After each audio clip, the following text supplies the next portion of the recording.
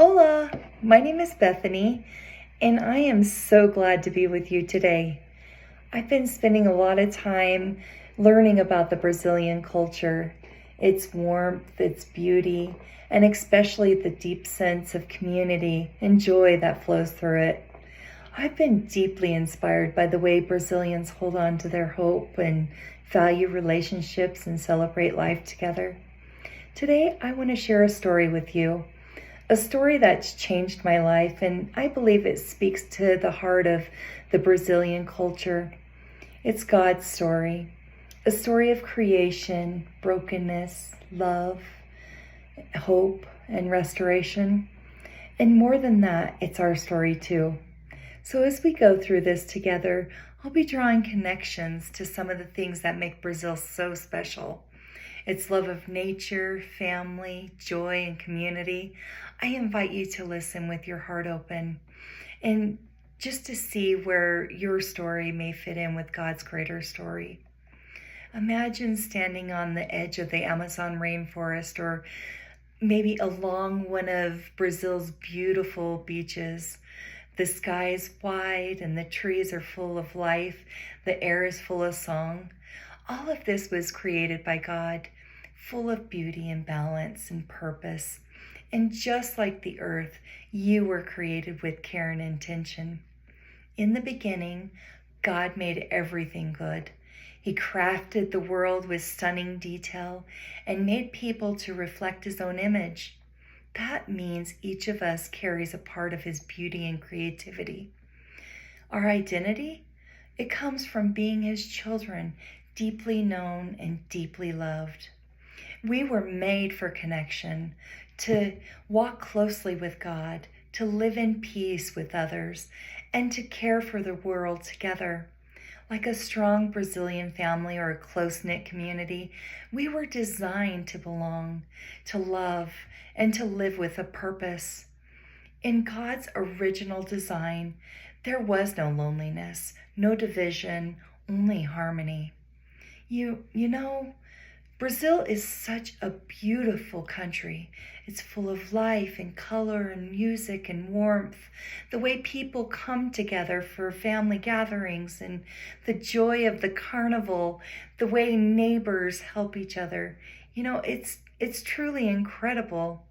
But at the same time, we also see things that are hard. There's injustice and poverty, violence, and people who feel forgotten.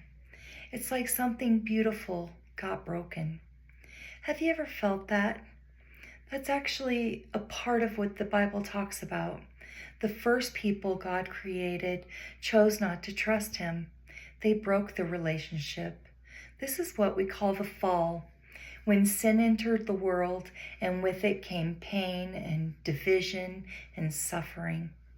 It's like when someone betrays your trust in a close-knit family or maybe a friendship. It's just not the same anymore. Since then, we've all felt the effects. Families start falling apart, people hurt each other, and corruption replaces honesty.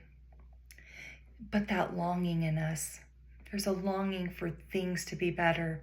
That's part of the story too. God didn't give up on us. Imagine a powerful and loving king choosing a humble people to show the world what it means to live in harmony with Him. Just like the strong family values in Brazilian culture, God formed a covenant with Israel. Through leaders like Moses and David and prophets like Isaiah, God created or corrected and taught them and guided them, preparing a way for something greater. This story is full of ups and downs, like a novella. But God's faithfulness has always been there, always leading towards hope. And then the promised king came. And just like the Brazilians celebrate Christmas with joy and lights and music, the birth of Jesus was the most beautiful arrival in history. He wasn't born in a palace. He came into a world humbly, just like most Brazilians do. Jesus lived amongst the people. He healed the sick and he welcomed the outsider, and he taught about love and justice and mercy. He faced betrayal and he was killed. But that wasn't the end. He rose up again, just like joy after sorrow, like carnival after Lent. His resurrection brought hope to the world, showing us that life is stronger than death. After Jesus returned to heaven, God sent the Holy Spirit to fill his followers. It was like a great awakening, full of unity and purpose and power. Think of a community spirit, in a favela, when everyone comes together to help. That's how the early church lived. They shared everything. They cared for the poor. They spread Jesus's love everywhere. And today, that mission continues. Brazil is known for its joy, even in the middle of difficulty. That hope is inside of you. That's a reflection of something deeper. It's part of what God planted in us to keep going, to keep loving, and keep believing. But the story doesn't end there. This is what I love about God. God is restoring everything that was lost. Through Jesus, he's healing individuals, families, and even creation itself. One day, Jesus will return, and the restoration will be complete. Can you imagine that? Imagine a world with no more hunger and no more betrayal and no more fear. A place where people live in unity, love, and worship God together. That's the future God promises. And here is the amazing part. He invites you into that future now. Through Jesus, we can already begin to live in a restored relationship with God, with others, and even ourselves. It's like a great reunion, a festa, where everyone belongs and no one is left out. Until the day he returns, we are invited to be part of his restoration, bringing love and justice and light into a world around us. So, where do you see yourself in this story?